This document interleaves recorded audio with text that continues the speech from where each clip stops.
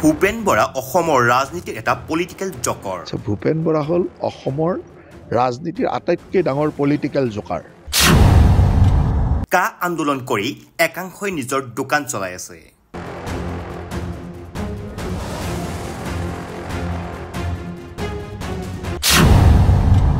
কা আন্দোলন কৰি অজিত ভূঞাৰ দৰে ব্যক্তিৰ ৰাজ্যসভাৰ সাংসদ হ'ল।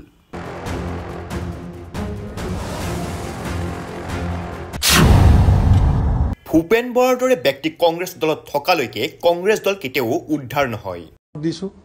তেওঁলোকে ফাইল লৈ আহি পেলাই নমস্কাৰ ছাৰ ক'লে অফিচাৰকেইটা তেওঁলোকৰ বুলি ভাবে। ভূপেন বৰা হ'ল অসমৰ ৰাজনীতিৰ আটাইতকৈ ডাঙৰ পলিটিকেল জকাৰ।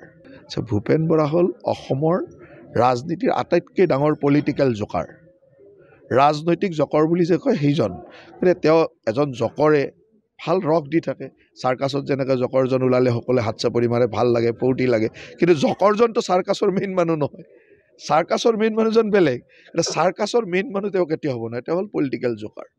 পলিটিকেল জকাৰ হিচাপে যোগ কৰি থাকিব, আপোনালোকে আনন্দ লৈ থাকিব, আমিও আনন্দ লৈ থাকিম। ইমানেই জকৰৰ নেতৃত্বত ৰাজনীতিক দল চলিব, তেতিয়ালৈকে তেনেকৈ চলিব। যিদিনাখন নেতৃত্ব ল'ব পৰা মানুহ ওলাব তেতিয়া বেলেগ কথা। আজিৰ তাৰিখত এজন জকৰে চাৰ্কাছখন চলাই আছে। এতিয়া চাৰ্কাছখনটো জকৰৰ ওপৰত নচলে, জকৰৰ ওপৰত মানুহে আনন্দ লয়, ৰস লয়, ইমানেই। ভূপেন বৰা অসমৰ ৰাজনীতিৰ এটা পলিটিকেল জকৰ। ভূপেন বৰা ব্যক্তি কংগ্ৰেছ দলত থকালৈকে কংগ্ৰেছ দল কেতিয়াও উদ্ধাৰ নহয়।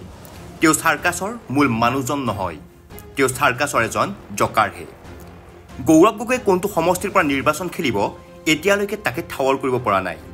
সমষ্টি বিচাৰি য'ত ত'ত দৌৰি ফুৰিছে। ইফালে গৌৰৱ গগৈ কোনটো সমষ্টিৰ পৰা নিৰ্বাচন খেলিব এতিয়ালৈকে তাকে ঠাৱৰ কৰিব পৰা নাই। সমষ্টি বিচাৰি য'ত ত'ত দৌৰি ফুৰিছে। কংগ্ৰেছত টিকট দিবৰ বাবে যোগ্য প্ৰাৰ্থী নাই বাবে AIUDFৰ প্ৰাৰ্থী তালিকা প্ৰকাশ হোৱালৈ অপেক্ষা কৰিছে, যাতে সেই দলৰ কাৰোবাক প্ৰাৰ্থীত্ব প্ৰদান কৰিব পাৰি নেকি। কংগ্ৰেছকে মুখ্য কৰি 15 নে 16টা দলৰ এটা আত্মসহায়ক গোট গঠন কৰা হৈছিল, কিন্তু সেই গোটটো চেদেলি ভেদেলি হ'ল। তেওঁলোকে কি কৰিছে তেওঁলোকেহে জানে। কা আন্দোলন কৰি একাংশই নিজৰ দোকান চলাই আছে। কা আন্দোলন কৰি অজিত ভূঞাৰ দৰে ব্যক্তি ৰাজ্যসভাৰ সাংসদ হ'ল। শিৱসাগৰ জিলাৰ আমগুৰিৰ হালুৱাটিঙত অসম চৰকাৰৰ পৰ্যটন আৰু জনস্বাস্থ্য কাৰিকৰী বিভাগৰ কেবিনেট মন্ত্ৰী জয়ন্ত মল্ল বৰুৱাই আজি এইদৰে কটাক্ষ কৰে। বিকাশ যাত্ৰাৰ সৈতে সংগতি ৰাখি 4খনকৈ বিদ্যালয়ৰ প্ৰস্তাৱিত প্ৰকল্পৰ শিলান্যাস কৰে মন্ত্ৰীগৰাকীয়ে।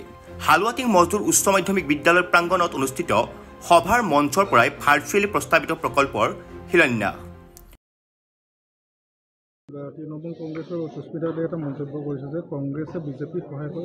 ইমান দিনতো তেওঁলোকে এটা পাৰ্টি হৈ থকা নাছিল জানো?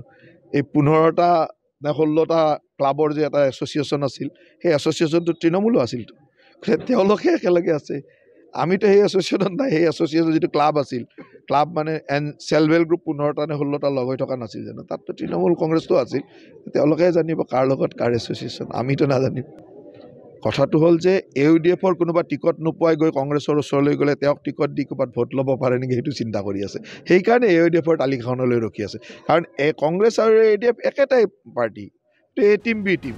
গতিকে AUDFৰ কোনোবা প্ৰাৰ্থিত্ব নোপোৱা মানুহে তেওঁলোকৰ ওচৰলৈ যায় নেকি, সেইটো কাৰণে ৰখি আছে। তেওঁলোকৰ ওচৰত মানুহ নাই নহয় টিকট দিবৰ কাৰণে, সেইকাৰণে ৰখি আছে।